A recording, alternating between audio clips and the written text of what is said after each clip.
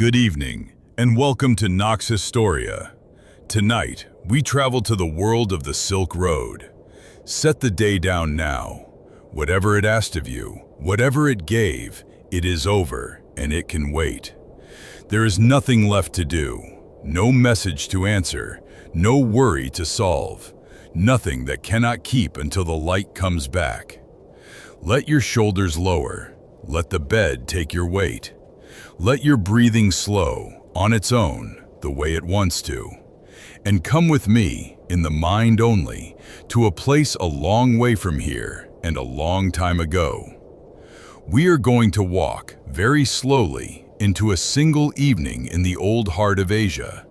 A warm dusk falling over a desert, a lamp being lit, a resting place for travelers who have come very far. You do not have to go anywhere. You only have to let the pictures come. Let us fix the when so the rest can drift. Picture a span of centuries, the 8th to the 13th, roughly 1,000 years ago, give or take, when the trade routes across Central Asia were at their fullest and busiest. This is the age of caravans and oasis cities, of camels laden with silk and glass and spices, moving between the great markets of China and Persia and the lands beyond. It is old, this world, older than most of what we call old. And yet a traveler of that night would recognize the stars we still lie beneath. Here is something most people never learn. There was no Silk Road. Not one road, not a single line drawn across a map. The name itself is young, younger than the railway, younger than the telegraph.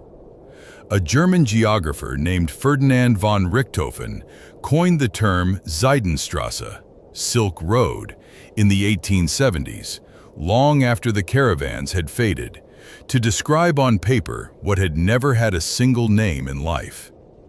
What truly existed was a vast, shifting web of routes, tracks and passes and river valleys, oasis linked to oasis, branching and rejoining, crossing deserts and mountains, running north and south as much as east and west. A web, not a road. And silk was only one thread in it. Keep that near you as we go. The thing we are walking into was never as tidy as its name. You do not need to remember any of this. There will be no test in the morning, no fact you must carry out of the dark. If a date slips away from you, let it slip. If you happen to fall asleep before we reach the desert stars, that is not a failure. That is exactly what this is for.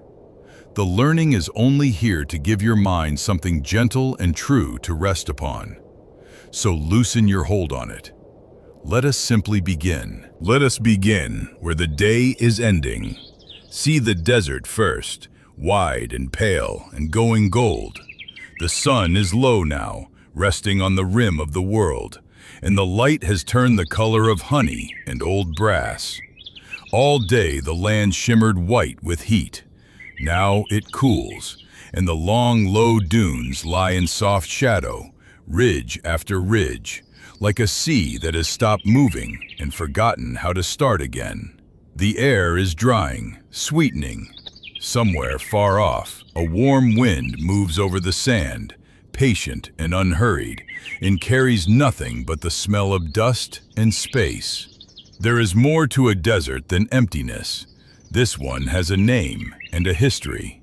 To the east lies the Taklamakan, ringed by oasis towns.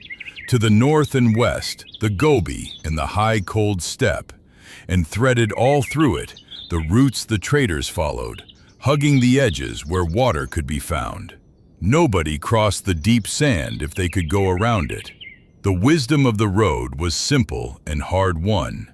Follow the green, follow the water, keep to the string of oases like beads on a cord. Think, for a moment, of how strange and precise a knowledge that was. A man leading a caravan across this country carried no chart he could unroll and trust the way we trust a map. He carried the route in his memory, and in the memory of those who had taught him. Which well was sweet and which had gone bitter? How many days of dry travel lay between this shelter and the next, where the ground firmed and where it swallowed a foot to the ankle? Which stars stood over the pass he meant to reach? The land gave up its secrets slowly to those who came again and again, and the routes were less lines drawn on paper than habits worn into the world by generations of patient going. And so, as the light fails, your eye follows that same instinct, out across the cooling waste, looking for the one thing every traveler looks for at dusk: shelter, a place to stop. And there, do you see it? Low on the horizon, where the last of the sun still catches it, a shape that is not a dune. Squared off, solid, made by hands. Walls. A single square building standing alone in all that openness, with the desert on every side and no other roof for a full day's ride. From here it is only a smudge, a pale block against the darkening ground. One small window already glowing amber where a lamp has been lit inside. It is a caravanserai, a wayside inn of the old road, set exactly here for a reason we will come to. For now it is enough to know that it means safety and warmth and rest, and that we are walking toward it, and so is someone else. Turn your gaze along the darkening plain, and you will find them. A caravan coming in. A long, loose line of figures and animals strung out across the sand, moving slowly toward the same walls, the way tired things move at the end of a journey. No hurry left in them, only the steady wish to arrive. They have been on the road since before dawn.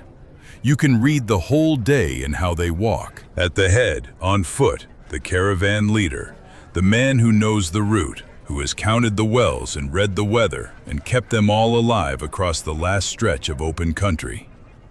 Behind him, the camels, not the slim single-humped camels of the Arabian sands, but the great two-humped Bactrians of Central Asia, broad-footed, deep-chested, shaggy with the last of their winter coats, built for cold nights and dry days and loads that would break a horse. They come on with that rolling, unbothered gait, both legs on one side swinging forward together, heads high and faces set in that ancient look of mild disdain, as though the desert were beneath their notice. Each one carries a mountain of goods, bundled and balanced and roped, swaying gently with every step. Listen, and the caravan has its own soft music, though not a loud one. The creak of loaded frames, the dry whisper of many feet in sand, the low grumble of a camel, the murmur of a driver soothing it. And somewhere down the line, faint and slow, the deep note of a wooden bell at a camel's throat, tolling once for each long stride. The sound that told the whole company, walking half asleep in the dark of early morning or the haze of afternoon, that the animals ahead were still moving, still there, still on the path.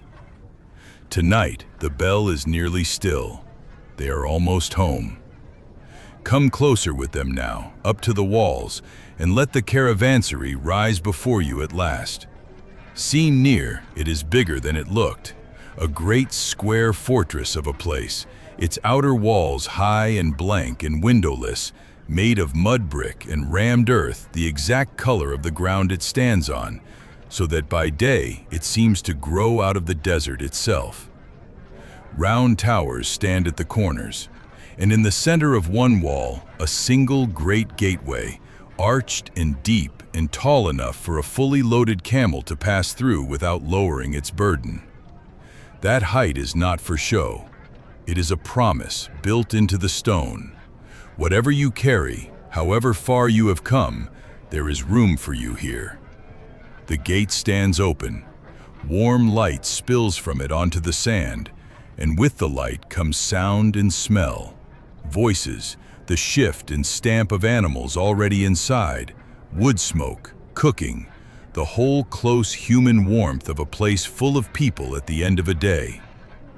The caravan gathers itself at the threshold, and one by one, the great camels are led in under the arch, out of the wide, cold dark and into the glow. Let us go in with them. Inside, the world changes. The wind drops away the moment you pass the wall, and you stand in a wide-open courtyard, square and calm, ringed on all four sides by the building itself. Above, the first stars are pricking through a sky gone deep blue. Below, the courtyard floor is beaten earth, worn smooth by numberless feet and hooves. And all around the edges, set into the thick walls, run rows of low arched openings, bays and alcoves and small rooms, some for animals, some for people, some for goods, each a pocket of shelter opening onto the open middle.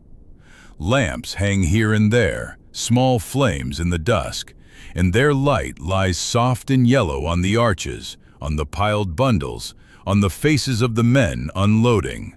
This is the caravanserai, and it is worth pausing on what it truly was, because it is one of the quiet marvels of the old world. Understand first the shape of the journey it served. No single trader walked from China to the Mediterranean. That is the great misconception, the picture of one merchant crossing a continent with his silk. Almost no one did such a thing. Goods moved by relay, hand to hand, stage by stage. A merchant carrying his load one leg of the route, selling it on at a market town, turning back with something new, while his goods traveled onward with the next carrier and the next. Across the whole width of Asia, the silk passed through many hands and grew more precious with every crossing, and hardly any single pair of eyes saw both ends of its road. And the caravanserais were the joints of that long relay, the resting stations spaced out along the routes, each one set, as far as the land allowed, about a single day's journey from the last. That was the whole logic of where they stood. A caravan could leave one at first light and reach the next by dark, and so never sleep unsheltered if it could be helped. String them together across the map, and they made a chain of safe harbors through the wilderness, a night's walk apart, all the way to the horizon and beyond. What strikes us most now is this. In very many of them, the lodging was free. You could bring your caravan through the gate, water your animals, sleep behind strong walls, and pay nothing for the roof over you. Some were built and endowed by rulers or wealthy merchants as acts of piety and good sense together. For a road with safe resting places is a road that carries trade, and a ruler whose roads carried trade grew rich.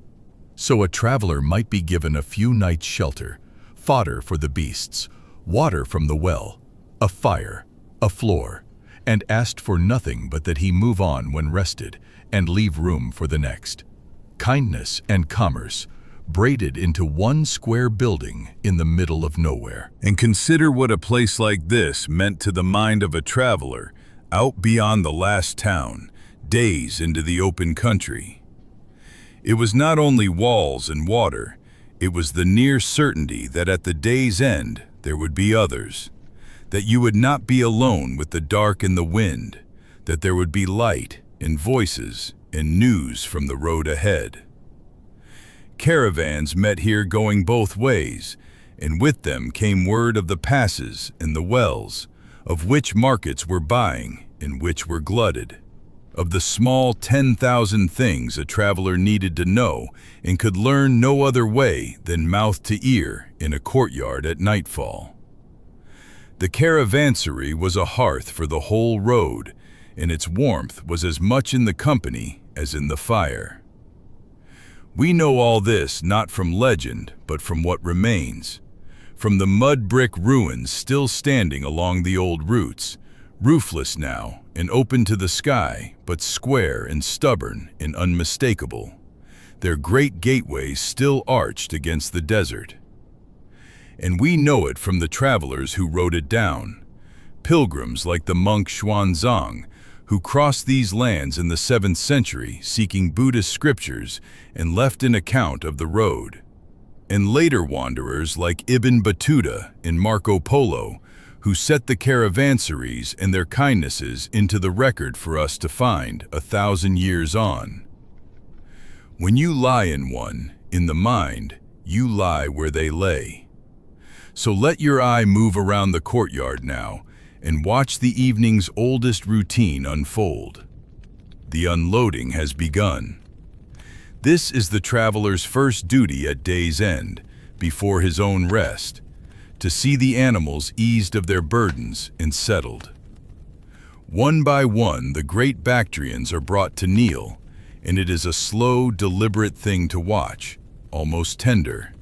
A low word, a touch, and the camel folds down, front legs first, then back, sinking to the ground with a long, groaning sigh that sounds, for all the world, like an old man lowering himself into a chair.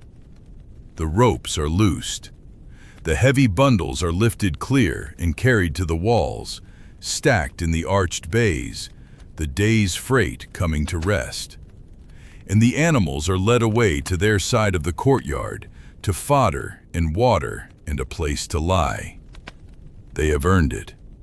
All day they carried the wealth of half the world across the sand, and now their work is done until the dark hours before dawn, when it will begin again. See how they settle, folding down onto the cool earth, jaws working slowly, eyes half closing, the great shaggy shapes going still in the lamplight, one after another. There is a rhythm to a camp coming to rest that is the same in every age and every land. And you can feel it settling over this one now. The last knots untied, the last bundle set down, a driver running a slow hand along a tired flank and murmuring the sort of nonsense one murmurs to an animal one has trusted with one's life. Water is carried, fodder is spread, small tasks that ask nothing of the mind, done in the low gold light, while the day lets go of the body one muscle at a time. The courtyard is filling with that settling, goods coming to rest against the walls, beasts coming to rest on the ground, men beginning at last to slow. The long day's motion is draining out of everything, quietly, the way the heat drains out of the sand. The lamps burn steady, the stars come on, and the evening gathers itself in, unhurried, over the resting place on the road. And now, with the animals settled and the last light draining from the sky, let us turn back to the courtyard and simply look at the people gathered here. For this is the true wonder of a place like this. In one square of packed earth, no larger than a village green, the whole width of the known world has come to rest for the night. Listen for a moment to the voices. You will not understand most of them, and you are not meant to. There is Persian, soft and rounded, the great shared language of the trade, the tongue a merchant could carry from Baghdad to the edge of China and still make himself understood. There is Sogdian, the speech of the middlemen of this road, a people from the land between Samarkand and Bukhara, who for centuries were the great traveling traders of Central Asia, keeping the goods moving when empires rose and fell around them. There is Arabic and Turkic, and somewhere in a far corner a little knot of men speaking Chinese, come the long way west with bolts of silk. The words rise and fall and braid together, and none of it needs to be understood to be beautiful. Look at the faces in the firelight. A merchant from Bukhara with a beard oiled and combed. A Nestorian Christian from the west wearing a small cross, his faith older on this road than you might think, for churches of his kind once stood in cities all the way to the Chinese capital.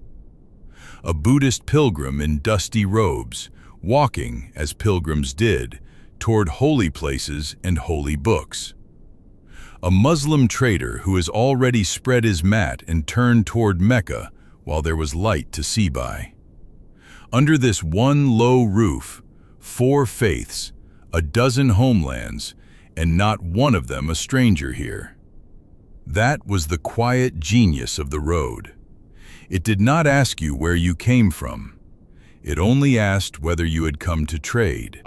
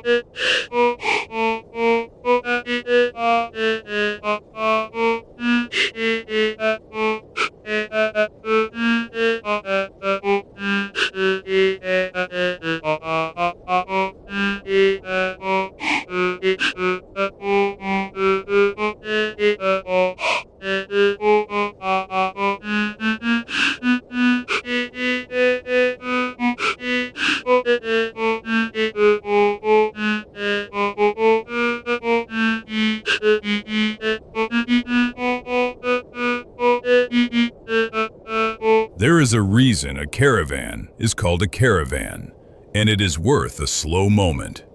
The word itself came west to us along this very road, from the Persian caravan, the name for exactly this, a company of travelers and beasts moving together across dangerous country, banding together for safety and for company. So many of our plainest words came to us this way, worn smooth by the journey. The very roof over these travelers' heads, the caravanserai, is two Persian words joined, the caravan and the serai, the palace or the inn. Even the humble bread that will be handed round the fire tonight, and the sugar that may sweeten a bowl of something warm, and the word for the market where all of this will be sold, the bazaar. All of them made the same crossing that the silk made, carried in the mouths of traders from tongue to tongue. The road moved words as surely as it moved goods, and some of them are still in your mouth tonight. Look at them now, kneeling in their rows, jaws working slowly, eyes half closed. They have carried the world on their backs today, and tomorrow they will do it again. Let their slow breathing slow your own. Come closer now to the goods themselves, unloaded and stacked in the shadow of the wall, and let us think about how far each thing has already traveled, for this is where the imagination truly opens. Here are the bolts of silk, wrapped in coarse cloth to keep off the dust, light and precious out of all proportion to their weight. This silk began its life in China, perhaps months of travel to the east, unrolled from the cocoons of small pale worms fed on mulberry leaves. Here beside them are sacks of spices, pepper, and others, some of which have come north from India and the islands beyond it, worth on this road many times their weight at their beginnings. Here is glass, carried east, for while China gave the West its silk, the glassmakers of Persia and the Roman and later Islamic lands sent their bright vessels the other way, and fine glass was as marvelous in the East as silk was in the West. And here, in plain bundles that no one guards too closely, is something more quietly world-changing than any of them. Paper. Made in China, carried west along exactly this road, and one day, though the men sleeping here tonight cannot know it, it will reach the Western world and change everything. The way we keep records, the way we pray, the way we remember. The most precious thing in this courtyard tonight may not be the silk at all. It may be the humblest bundle of all. And here, cool and heavy, are pieces of jade, treasured in China above gold, carried the other way from the mountains of Khotan on the southern rim of the Great Desert. Every single thing in this stack has crossed deserts and mountains to lie here in the dark. Let that settle in you. You are resting tonight among the treasures of half the world. Now let us follow the warmth. Somewhere across the courtyard, the kitchen fire has been built up, and the smell of it, wood smoke and hot bread and cooking fat, is drawing everyone in. The caravanserai kitchen is a plain place, a hearth and a few blackened pots and a domed clay oven set into the wall, but at this hour of the evening, it is the heart of the whole building. See the cook flatten the dough and slap it against the hot inner wall of the oven, where it blisters and browns in minutes into the round, flat bread that has fed travelers on this road for 1,000 years and feeds them still, from Turkey to Western China under a dozen different names. There is a pot of something simmering, mutton perhaps, and onions, and whatever the season is given, and rice, and dried fruit softening in the warmth. Nothing here is fine. Everything here is exactly enough. And here is a quiet marvel to hold as the bread bakes. Nearly everything you will taste tonight is itself a traveler.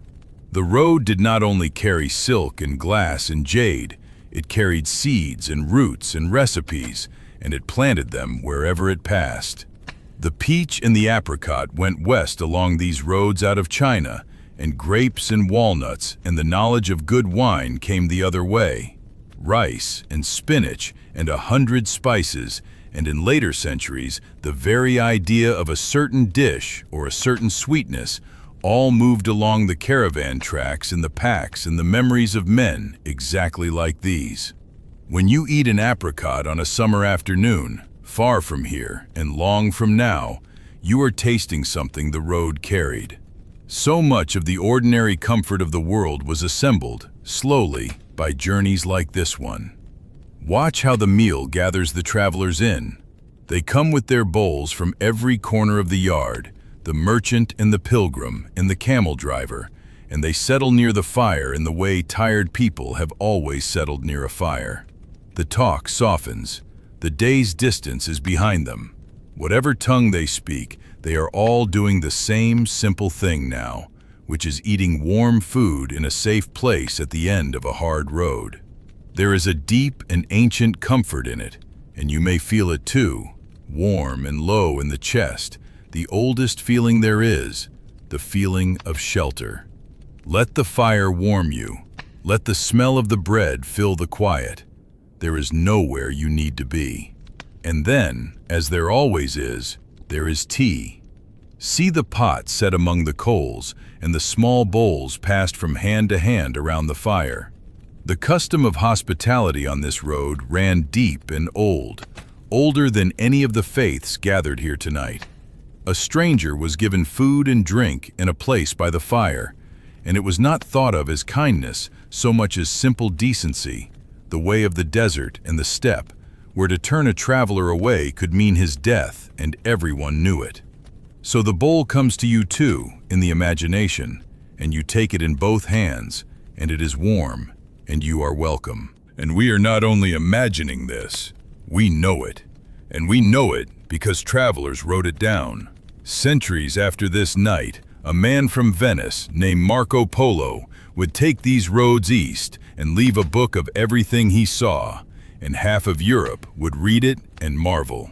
A monk from China named Xuanzang walked west toward India in search of holy books and kept a careful record of every city and every kindness along the way. And a young man from Morocco named Ibn Battuta would spend nearly 30 years wandering the roads of this world and dictate, at the end of it, one of the great travel books ever made. It is from patient travelers like these, and from the ruins their cities left in the sand, and from the letters and the account books that dry desert air has preserved for 1,000 years, that we know how a night like this one truly felt. The fire is imagined. The world around it is real and remembered. This is how news traveled, and stories, and knowledge, and rumor of far-off things, around fires exactly like this one. A trader from the west would hear, over his bowl, what the roads were like ahead, which passes were open, what prices ran in the eastern markets, what wonders a man had seen in Samarkand or Kashgar. The road was not only a chain of goods, it was a chain of talk, of shared quiet evenings, each one passing a little of the world along to the next. And tonight, you are simply one more face at the fire, listening, letting the warmth and the low voices carry you towards sleep. One of the older traders is speaking now, and others have leaned in to listen. And so let us listen too, for he is telling the tale of the silk itself, how it is made, and how its secret was kept. For the better part of 2,000 years, he says, only China knew the making of silk, and the knowing was guarded as few secrets in history have ever been. The thread is drawn, he tells them, from the cocoon of a small moth, the silkworm, which feeds only on the leaves of the mulberry tree, and spins its shell from a single unbroken filament that, unwound with great care, can run longer than you would ever believe from one small cocoon. To learn this was to hold a fortune. And so for century upon century, China alone made silk, and the West paid in gold for it and had no idea truly where it came from. Some in the old Roman world believed it grew on trees, combed from leaves like wool. The truth that it was spun by a worm was worth a kingdom, and China kept it. And here, gently, the old trader corrects a thing that even these men sometimes half believe of themselves. None of us, he says, travels the whole of this road. Not one man among us has walked from the silk cities of the East to the markets of the far West and back. That is not how it works, and it never was. He himself carries goods only along his own stretch of the way, the stretch he knows, the towns where he is known. He buys at one end of it and sells at the other, and there the goods pass to another man who does not know him and does not know where the silk began. The picture of a single caravan crossing the whole world is a beautiful one, he says, and it is not true. The truth is stranger and finer than that. Let us sit with what he means, for it is the deepest thing anyone will say tonight. The silk in the corner did not cross the world in one great journey. It crossed the world in 1,000 small ones, handed on from trader to trader, town to town, fire to fire. Each man carrying it only as far as he knew the road, then letting it go. A bolt of silk might pass through 12 hands in 12 tongues in 12 years between the mulberry field where it began and the market where it would end, and no single person ever saw both ends of its journey. The road moved its treasures the way a bucket of water is passed down a line to a fire, hand to hand to hand, and no one hand carries it far. That relay, quiet and patient and utterly human, is the real machine of the Silk Road. And it is carrying you now, gently, from this fire toward the deeper dark and the lamps not yet lit. And now the light in the courtyard begins to change. One by one, the lamps are lit. A servant moves along the arcade with a taper, and small flames wake in their niches. Little clay lamps, some no bigger than the palm of a hand, each holding a thread of oil and a wick of twisted cotton. See how the light does not blaze but pools, gathering in soft rings against the brick, leaving the corners in a gentle, breathing dark. Somewhere, a hanging lantern of pierced metal sends a scatter of stars across the ceiling of the arcade, and the whole vast room seems to soften, to lower its voice, to settle toward the night.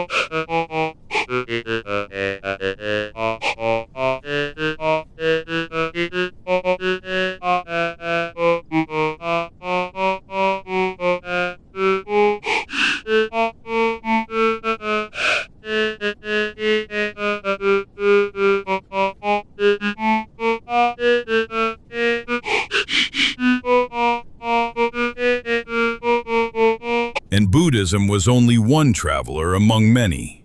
Here in a courtyard like this one, on a night like this one, you might have sat within arm's reach of a Muslim merchant from Bukhara, his prayers turned toward Mecca, and a Nestorian Christian of a church that had spread eastward all the way to the heart of China, where a stone stele was raised in the year 781 to record its coming, its verses cut in Chinese and its blessings in the old script of Syria, and a follower of Mani, the Manichaeans, whose lost religion of light and dark once stretched from the Roman West to the Chinese East, and now survives mostly in fragments the desert kept for us. Zoroastrians tended their sacred fires, brought long ago out of Persia. Jewish traders kept their letters and their law. We have their very words, dropped and forgotten in the sand of a watchtower west of Dunhuang. Letters written home in an ancient Iranian tongue and never delivered, telling of goods and prices and the small worries of families 2,000 years gone. No emperor commanded this gathering. It simply happened, wherever the road ran, because the road did not care what a traveler believed, only that he paid his way and kept the peace of the house. Consider what that means. For centuries, this thread of oasis towns was one of the few places on earth where the great religions of Asia met not as armies, but as guests, sharing a fire, sharing a night, each carrying his god a little further west or a little further east than that god had ever been before. Now let your eye fall on the manuscripts themselves, on the very paper the scholars have unrolled beside their lamp. For paper, too, is a traveler on this road, and one of the most quietly world-changing things ever to move along it. Paper was a Chinese invention, older than most people imagine, made in China for centuries before the rest of the world had any notion of it, from beaten mulberry bark and rag and hemp and old fishing net, pounded to a pulp in water and lifted out on a fine screen, and pressed and dried into smooth, light, writable sheets. The Chinese themselves remembered a court official named Kai Lun in the 1st century of our era as the man who perfected the craft, though pieces of paper older still have since been dug from the dry ground. And for a long time it stayed a Chinese secret, the way silk had stayed a Chinese secret. Precious, mysterious, guarded. But secrets do not keep well on a road like this. The knowledge of papermaking traveled slowly west, oasis by oasis, hand to hand, until it reached the great city of Samarkand, and there, in the middle of the 8th century, it took root. Samarkand paper became famous across the Islamic world for its smoothness and strength. From there, the craft moved on to Baghdad, where a whole street of papermakers rose, and to Damascus, to Cairo, across North Africa, and at last into Europe, where the first paper mills would not turn for centuries yet. Follow paper backward from any bookshelf in the world, and the trail leads here, to the caravan road, to a courtyard in the dark. And think, in the quiet, of what that single traveling craft set loose.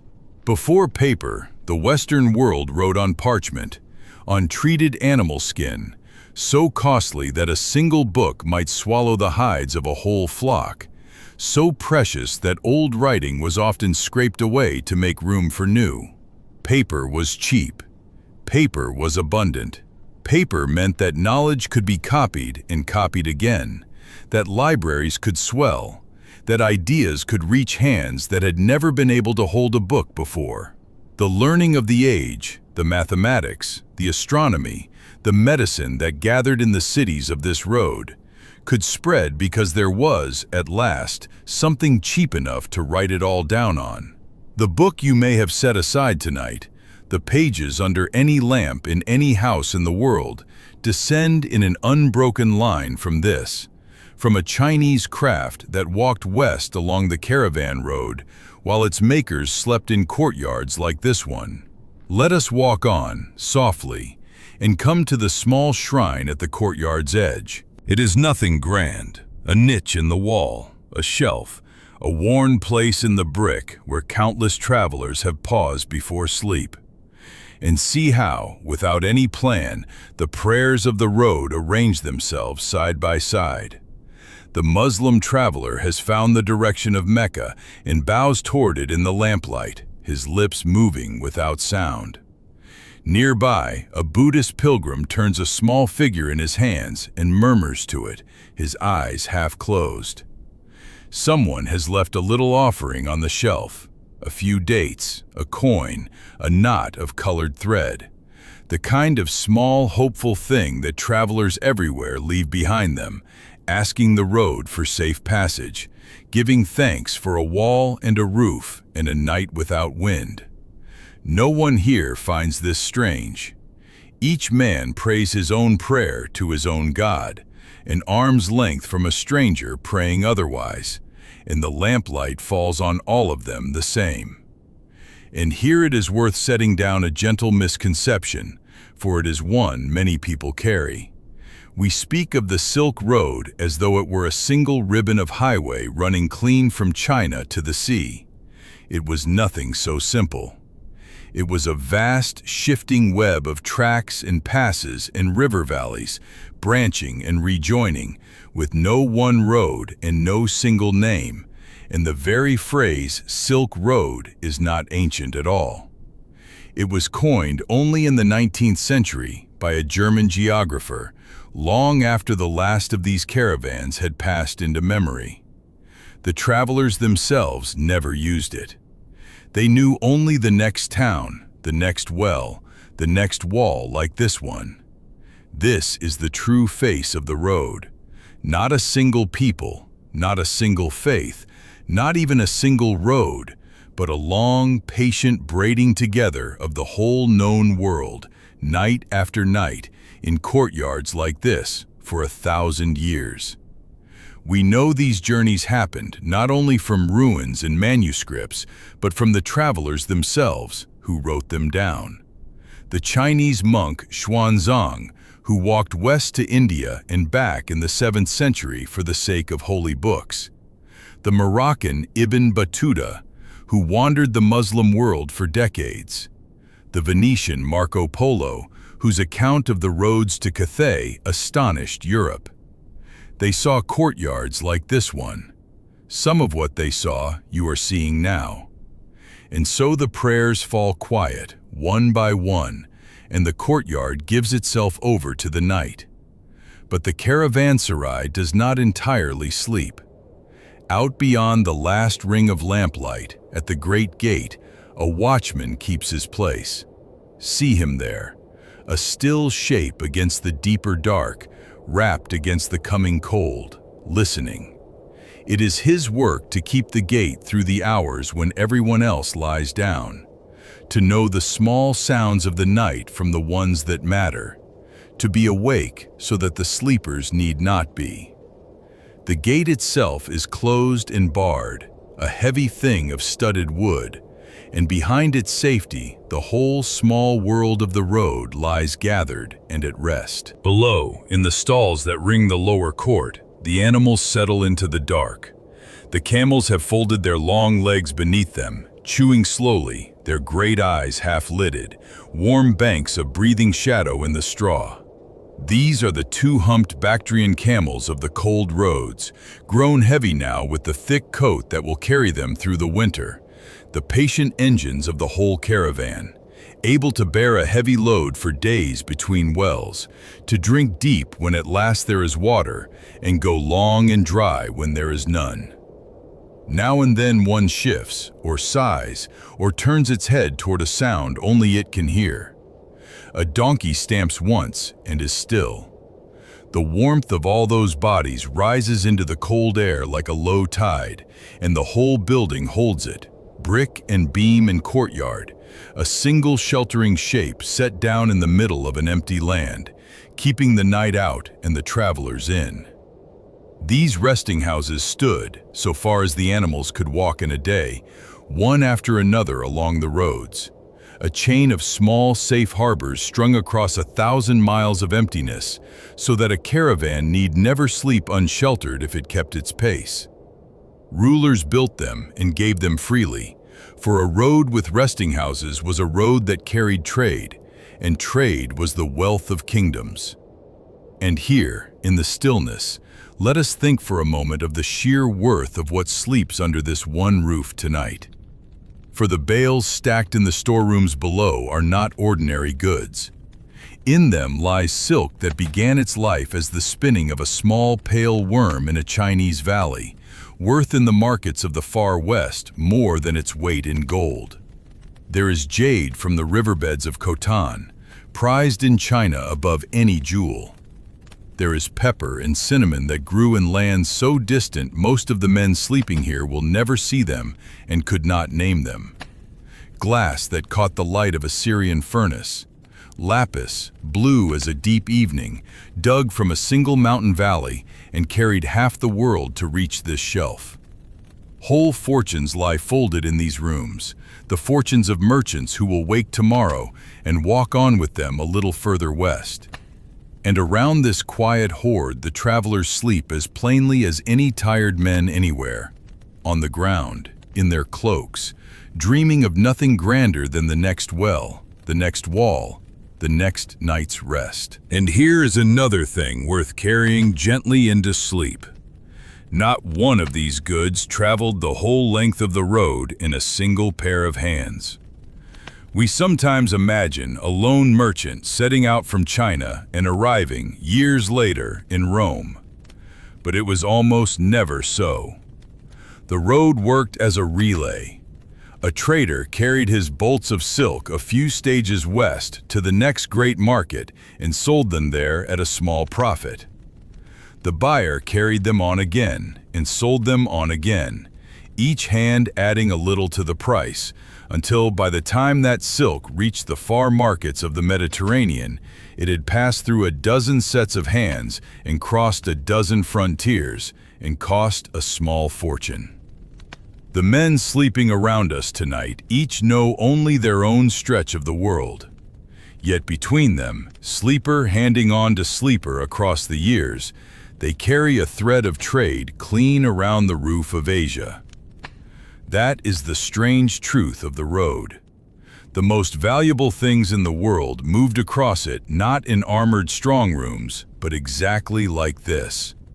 In a mud brick court, under a handful of oil lamps, guarded by one watchman in a barred gate, and the simple, hard-won trust that a resting house keeps faith with those who shelter in it. Come, before we let the lamps burn low and leave the sleepers to their rest, let us do one thing more. Let us cross the quiet court, past the folded camels and the murmuring shrine, to the great gate itself, and let us step, just for a little while, out through it, into the enormous night beyond the walls. The watchman draws the bar. The heavy door swings inward with a long, low breath of sound. And there before us, past the threshold, the desert opens, vast and cold and utterly still, roofed over with more stars than you have ever seen in your life. Let us go out into it, gently, and stand a while beneath that sky. And so we pass out through the great gate, you and I, leaving the warm murmur of the courtyard behind us, and we step into the desert night. Feel how the world changes in a single stride. Behind you, the last of the lamplight. Ahead, only darkness and space, opening out in every direction. The air is cold now, cold in the way that surprises travelers who have known only the day's furnace, for the desert keeps no warmth once the sun is gone. Sand and stone hold heat poorly.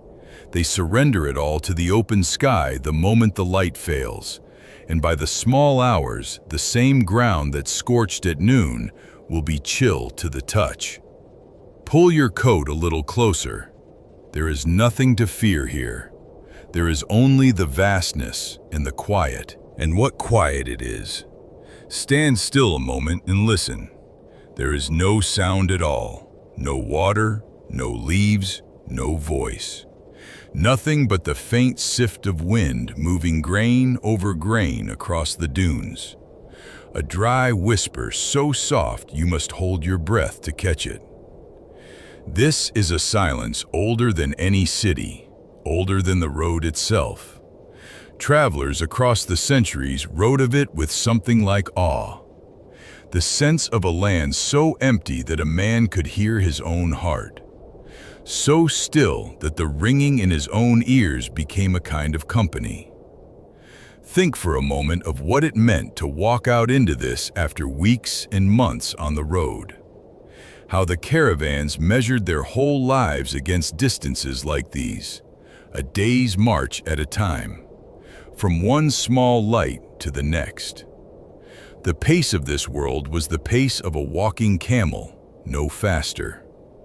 The road did not hurry, and neither did the people who moved along it.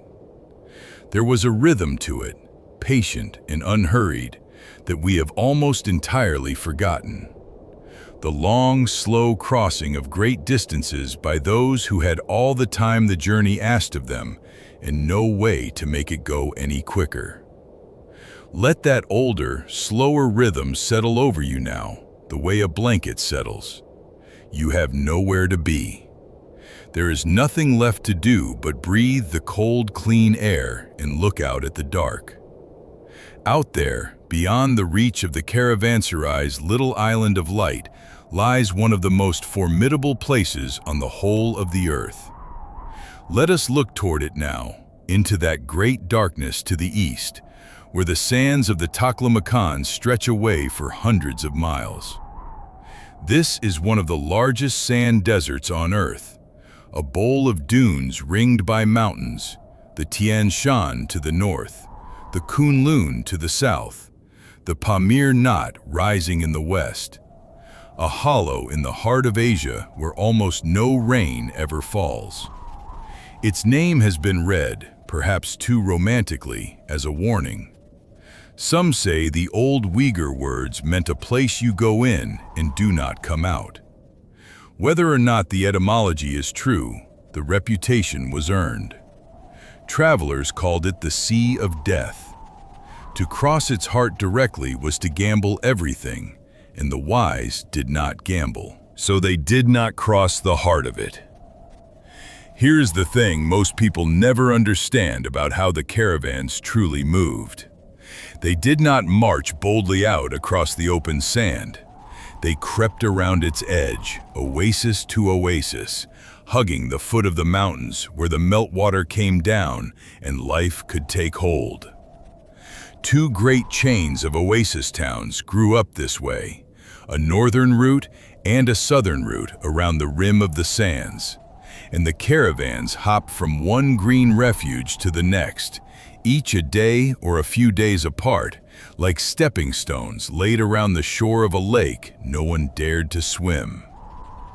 Kashgar in the west where the routes gathered, Khotan of the Jade Rivers on the southern rim, Turfan and Kucha and Dunhuang strung out along the north. The desert was not conquered. It was outwitted, patiently, by knowing exactly where the next water lay and never, ever straying from the path that joined them. And this, too, gently corrects an old picture many of us carry, of a single lonely road drawn like a line across the map. There was never one road. There were many, branching and rejoining, choosing north rim or south by the season, by the news of the wells, by where a trader meant to sell. The very name we use, the Silk Road, is younger than you might think. It was coined only in the 19th century by a German geographer looking back across all those centuries and giving the tangle of routes a single tidy name. The men and women who actually walked it never called it that. To them, it was simply the way to the next town, and the next, and the next. A web of paths worn into the earth by generations of patient feet, held together not by any single track, but by the string of green places where a traveler could stop and drink and go on. We know this not only from the towns that still stand, but from the ones that vanished. Buried in the dunes lie the ruins of oasis settlements the desert reclaimed when their rivers shifted or dried. Whole towns of timber and mud brick swallowed by the sand, their libraries and painted walls preserved for 1,000 years in the bone-dry air, waiting for explorers to stumble on them. The desert kept everything it took: manuscripts, silk, the ordinary letters of ordinary merchants. All of it lay perfectly dry beneath the sand, so that we can read the road's own words today. The Sea of Death turned out to be the greatest archive the road ever kept. Now let us come, in our mind's eye, to one of those green refuges and rest there a while. See how the oasis rises out of the dark ahead of you, first as a deeper blackness against the star-strewn sky. Then, as you draw near, as a grove of date palms, their crowns hanging still and heavy overhead. Here the meltwater from the far mountains has come down through the earth, carried in unseen channels the oasis dwellers dug and tended across generations. And here, because of it, there is life in the middle of all that emptiness. Feel how the air softens under the palms, how it carries the faint green scent of growing things after the sterile cold of the open sand. The date palm is the quiet hero of this whole world, and it asks for very little. It will stand in salt and heat that would kill any other tree, sending its roots down to the hidden damp, and give in return a fruit sweet enough and rich enough to carry a traveler across days of hard road. Dates dried and pressed and packed, sugar and strength in a form that never spoils. Beneath the tall palms, the oasis farmers grew their wheat and their gardens in the shade. A whole layered world of cultivation in a space no wider than a village. These little green kingdoms were far more than rest stops. Each was a town in its own right, with its own ruler and its own market, its own weavers and metalworkers and keepers of the caravan yards, grown wealthy and worldly on the endless traffic that had to pass its gates. Khotan on the southern rim was famous across half the world for its rivers of jade, the pale and precious stone that China prized above gold, gathered from the gravel beds and carried east for the emperors. Others were known for their orchards, their fine cottons, their painted shrines. A traveler stepping out of the desert into one of these towns stepped out of emptiness into abundance, into shade and food and the murmur of many languages. And then, days later, stepped out the far gate and into the emptiness again. The grove lies still and dark under the stars, its tall crowns barely stirring. We will not linger long. It is enough to know it is here, the reason the town exists, the reason you may sleep safely tonight. Rest a moment in the palm shade. The desert cannot reach you here. And now tip your head back and look up. Oh, look at them. If you have only ever known the sky of a lit town, you have never truly seen this. Here, with no lamp for 100 miles and no haze in the bone-dry air, the stars come down almost to the ground. Not the scattered handful of a city night, but thousands upon thousands of them. A dust of light flung from horizon to horizon. And through the middle of it, the pale river of the Milky Way pouring across the whole vault of heaven. The old travelers slept beneath this every night of their journey. It was the ceiling of their world, and it was also their map. For a caravan moving in the cool of the night to spare the animals the day's heat, the stars were not decoration, but direction. Steer by the pole star, that fixed point in the north around which all the others slowly wheel, and you always knew which way was north.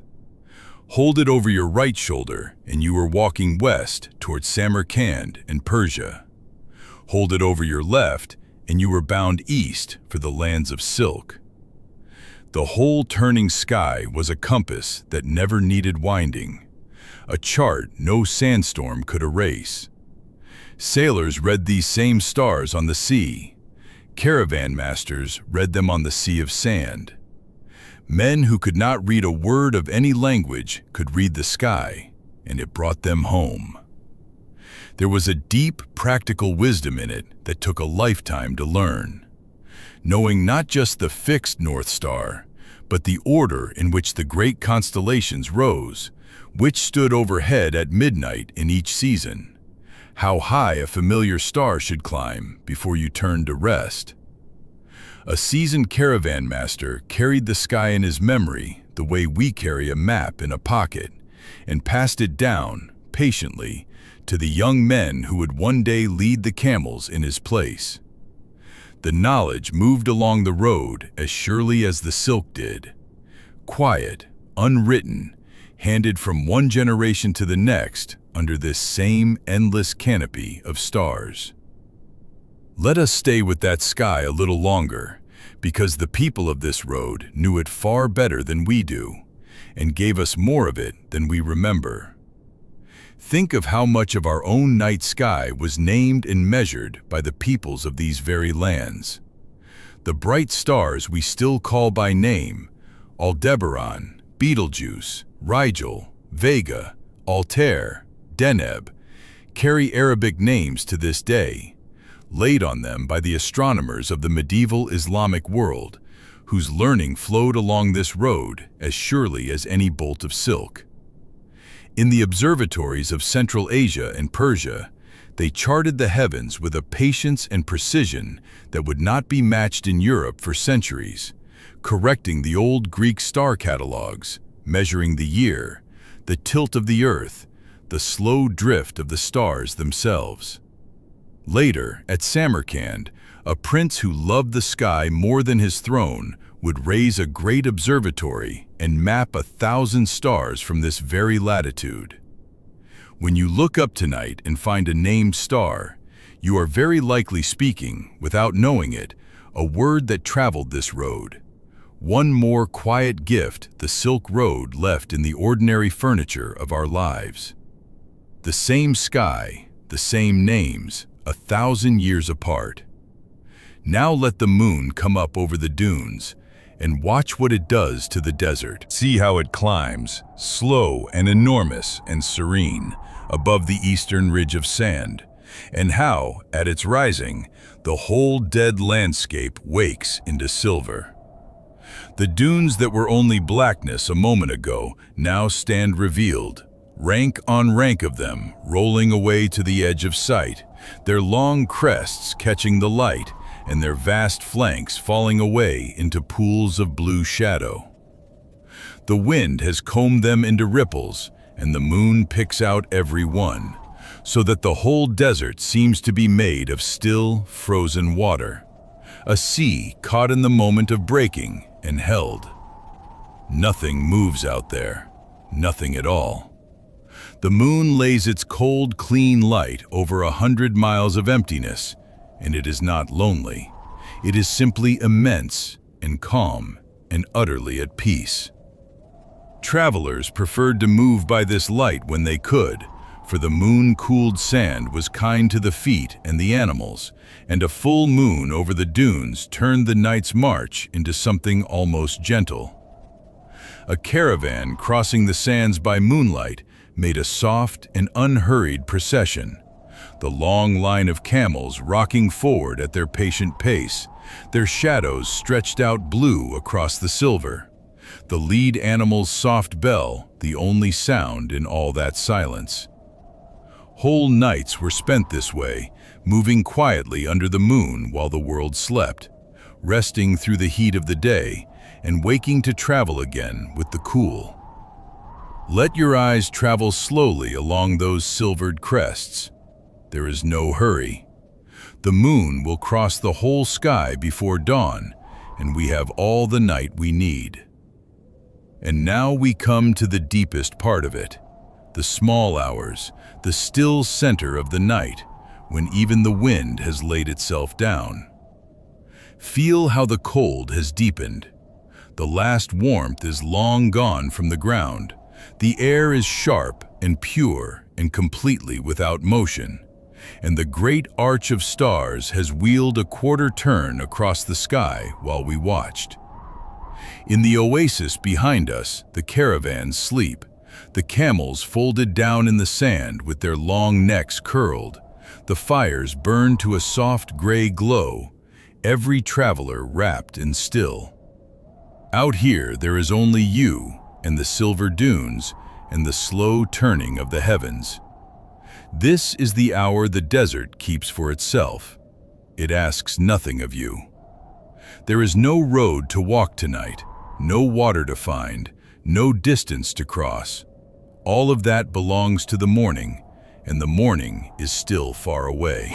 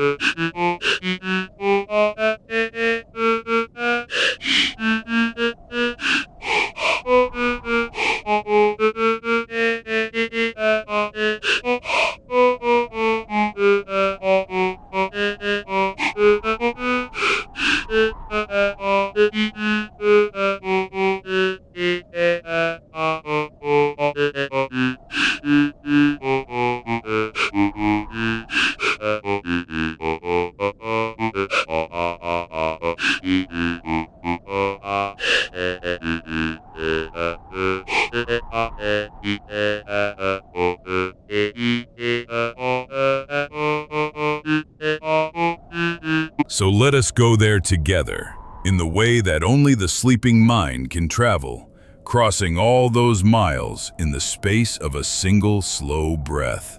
Close the distance gently.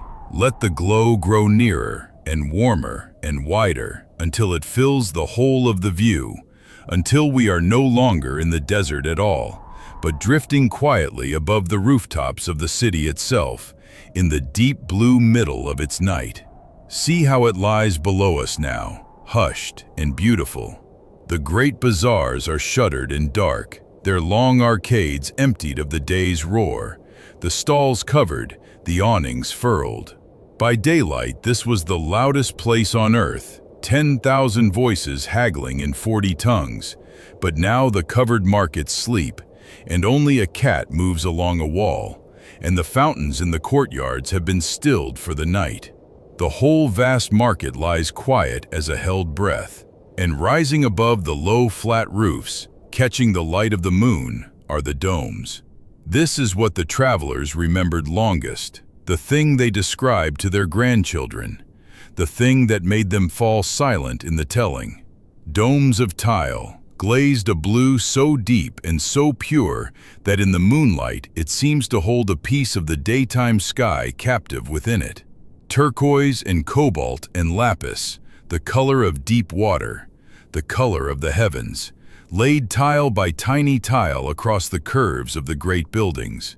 Under the moon they gleam like pooled starlight, like the shells of enormous, sleeping, jeweled creatures at rest among the houses.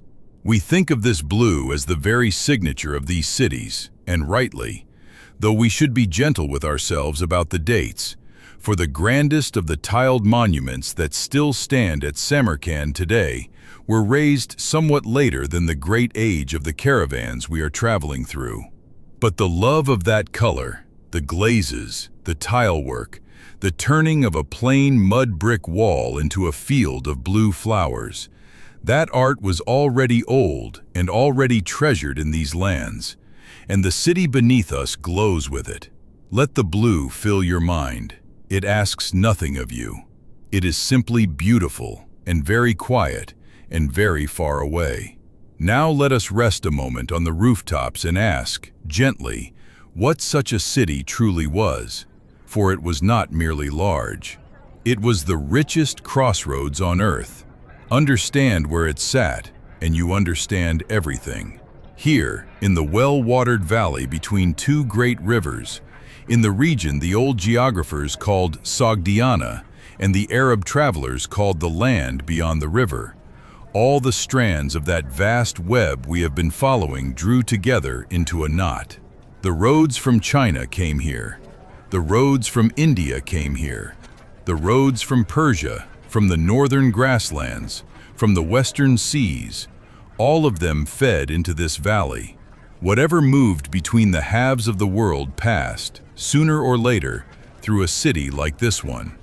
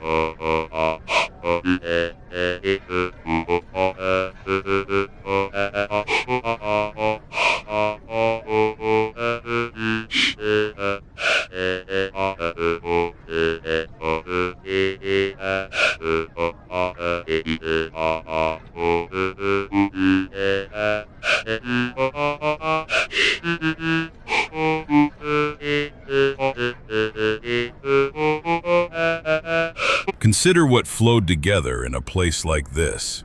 From India came a way of writing numbers that we scarcely think about now, because it is simply the way we count.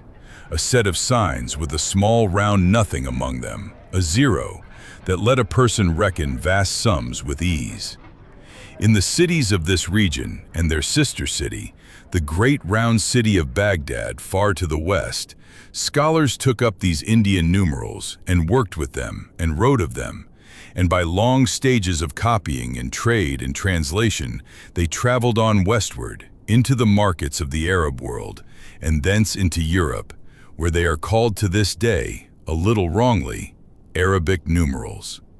The very figures you would use to write the hour, or your age, or the year, came to you along this road, from India, through cities like the one glowing beneath us. It is a quiet marvel, and you may let it go as softly as it came.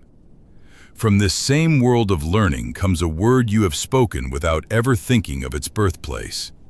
A scholar of these regions, working in that Western house of wisdom, wrote a careful book on the solving of equations, on the balancing and restoring of unknown quantities, and the Arabic word in his title for that restoring, that setting of broken things back to their proper place, passed into other tongues and became the word algebra. The man's own name, worn smooth by centuries of use in the mouths of Europeans, became another common word for a step-by-step method, the word we now call an algorithm, the very thing that orders the machines of our age. The mathematics that runs beneath our modern world carries, in its oldest names, the memory of these crossroads. And there was one more gift, quieter than the rest, that made all this learning possible, and it too had traveled the road. For the scholars of these cities wrote their tables and their treatises not on heavy clay, nor on costly parchment scraped from the skins of animals, but on paper, that light and patient thing whose secret had come west along this very route from the workshops of China. Paper was cheap enough that a man might fill a book with it and copy it and send the copies out into the world, and so knowledge here did not stay locked in a single fragile scroll, but multiplied and traveled and endured.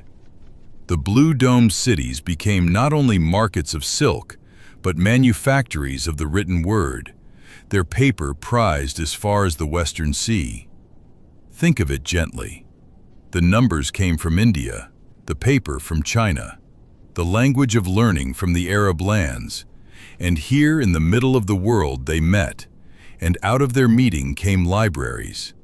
That is what a crossroads is.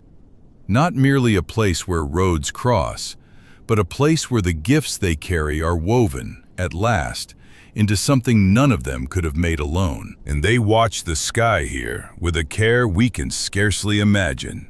For these were peoples who had crossed deserts by the stars and marked the seasons by the heavens, and to whom the movements of the planets were both a science and a wonder. In the observatories of this region, in later centuries, astronomers would measure the positions of the stars with instruments of astonishing size and precision, drawing up tables so accurate that scholars far away marveled at them long after. The medicine, too, gathered here and was written down, the knowledge of herbs and healing carried from Greece and Persia and India, set in order in great encyclopedias by physicians whose books would be studied for 600 years and more. All of this, the numbers and the stars and the healing arts, pooled in the oasis cities like water in the desert, and from them flowed outward to nourish the world. The city sleeping below us is not only rich, it is wise. Under its blue domes, knowledge itself is kept safe through the night. Now, gently, let your gaze come down from the domes and the rooftops to a wide gate in the city's wall, where a small light is moving. Here, even in the deep of the night, a caravan is making ready to leave. There are those who prefer to travel by the cool of the dark, resting the beasts through the burning of the day, and these men have loaded in the moonlight and are setting out now while the world still sleeps. Let us watch them go. See the long file of camels rise, one after another, folding up from the ground in that slow, unhurried, rocking way they have, their loads settled and roped, their breath faint clouds in the cold. See the drivers walk quietly among them, checking a knot, steadying a load, murmuring low.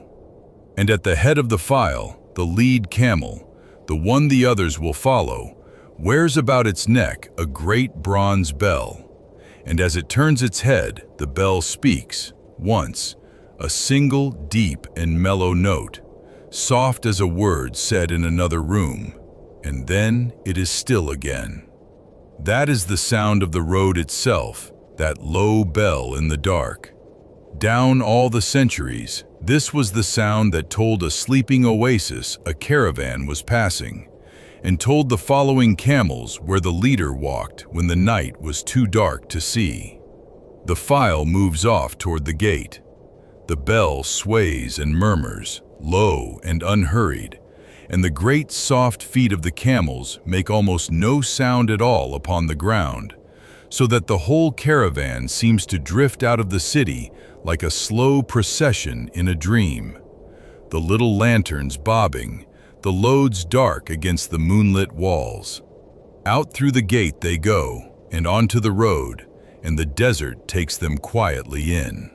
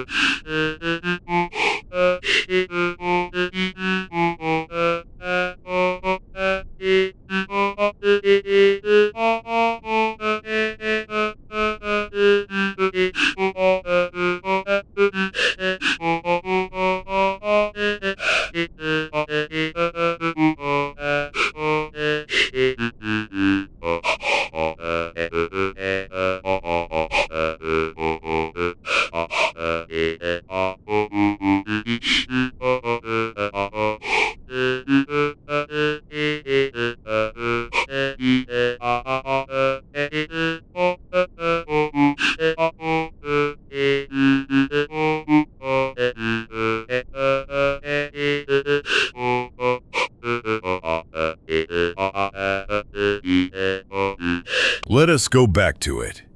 Let us come down softly out of the great night, past the moon and the silver dunes, and settle again within those sheltering walls, where nothing stirs but the slow breathing of sleepers and the shift of a camel in its rest.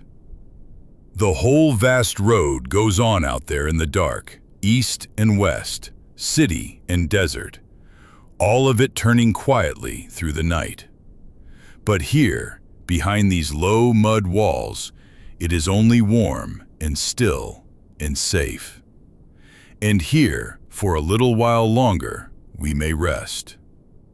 And so we come back, at last, to the caravanserai, where the courtyard lies quiet beneath the stars, and everyone within its walls is sleeping.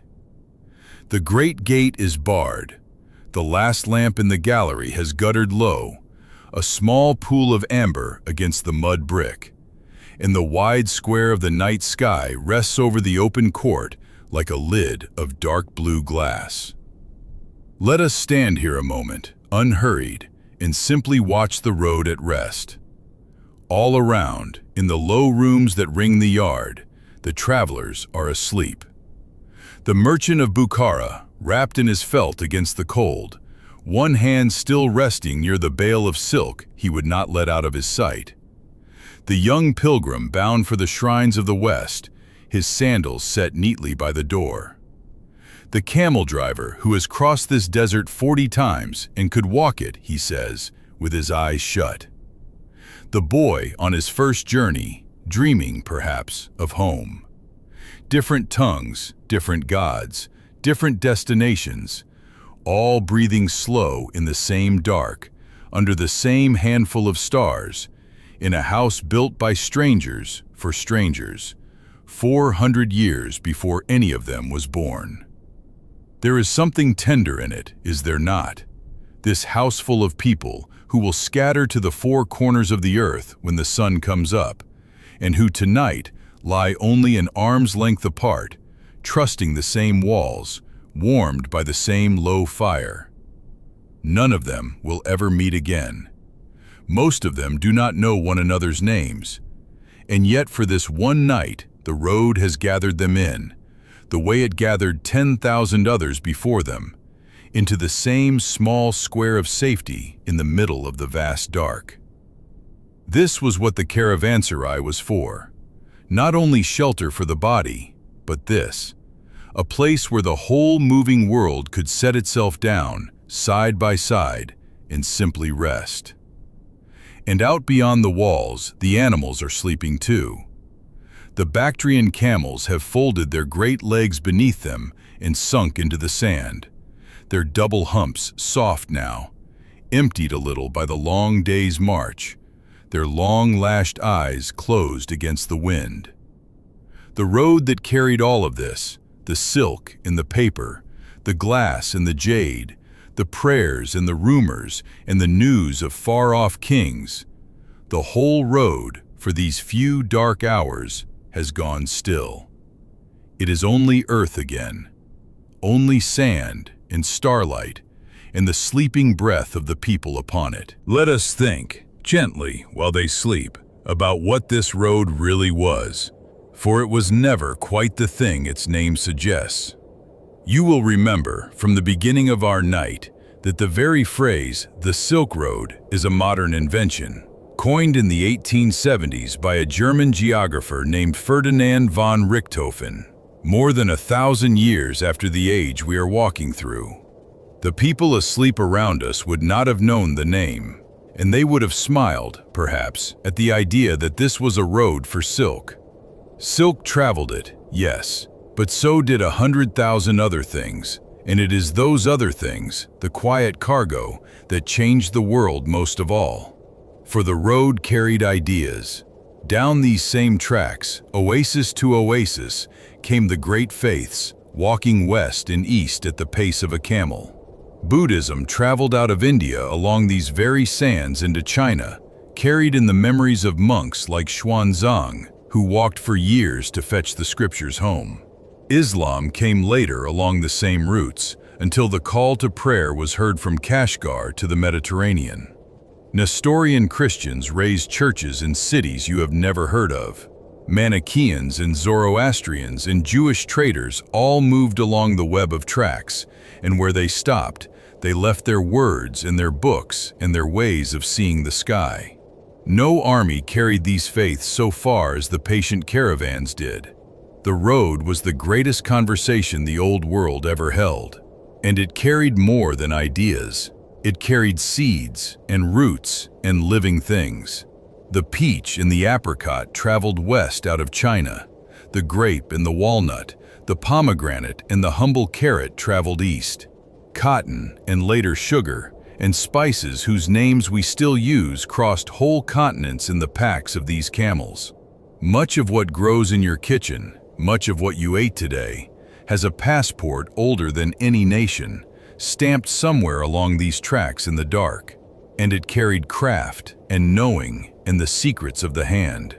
The way to make paper traveled west along these tracks, and with it, in time, whole new worlds of books.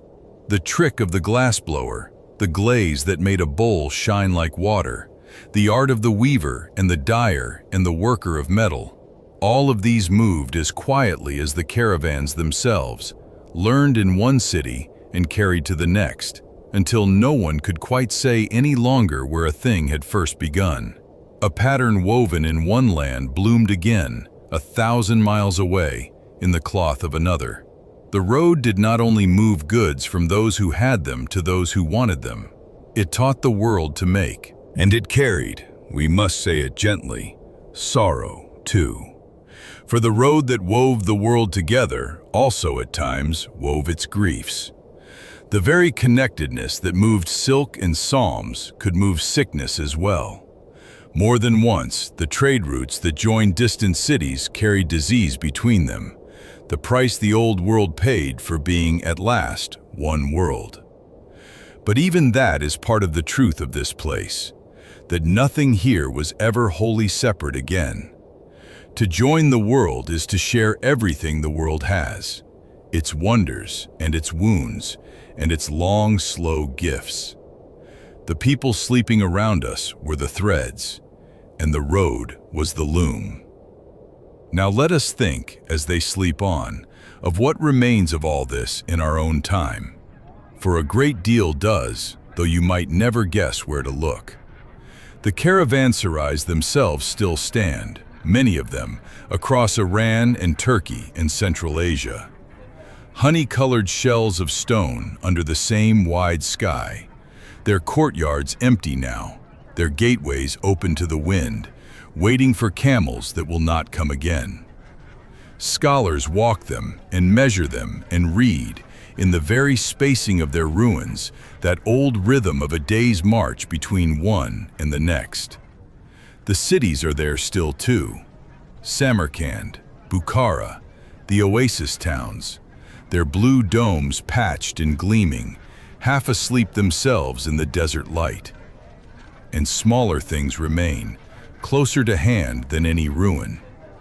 The paper these travelers carried is the paper of your books. The numerals a merchant used to reckon his bales, the ones we call Arabic, that reached the west along these roads, are the numerals on the clock you will wake to. Words drifted along the sand and settled into our speech. The very word for a place of lodging, for a market, for the sweet and the sour of foreign kitchens. And the record of it all is not only in stone and in speech, but in the words of those who walked it and wrote it down. The monk Xuanzang, returning to China laden with scriptures, the Venetian Marco Polo, whose account of the eastern roads astonished all of Europe, the great traveler Ibn Battuta, who wandered the Muslim world for the better part of 30 years. It is through their patient pages, as much as through the ruins in the sand, that we know these caravanserais were real, and how they worked, and what it was to sleep in one, as our travelers are sleeping now. When you drink your tea, when you turn a page, when you count your change, you are, in the smallest way, still walking this road. It did not end. It only quieted and sank into the ordinary things and went on.